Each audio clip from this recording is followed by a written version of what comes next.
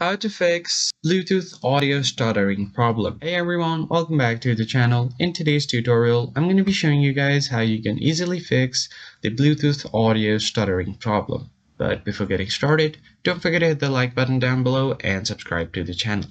So if you're trying to play any music or audio from your Bluetooth device and the audio is not clear or if it's stuttering, then here are a few quick fixes. So the first thing you are going to do is open up your settings, and then you are going to troubleshoot for your Bluetooth devices. And to do that, you head over to the Systems tab and then click on Troubleshoot.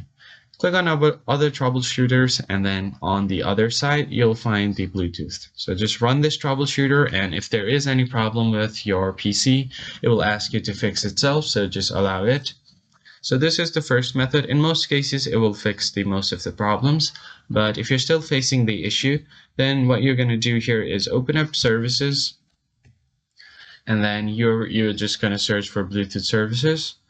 So click on Bluetooth support service. Double click on it. And if this is set to manual, make sure that it is set to automatic. And then you should be good to go. So once you do that, close it out.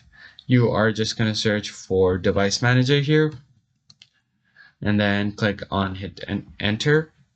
Once you land on the device manager page, you are just going to click on the Bluetooth and then click on the drop down.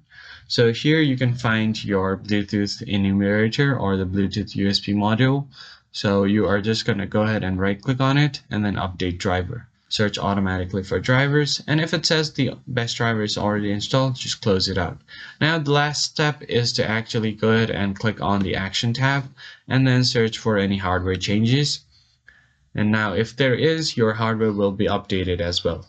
And after that is done, give your PC a quick restart and then you should be good to go. So that's pretty much it. I hope you found this tutorial helpful. I'll catch you guys on the next video.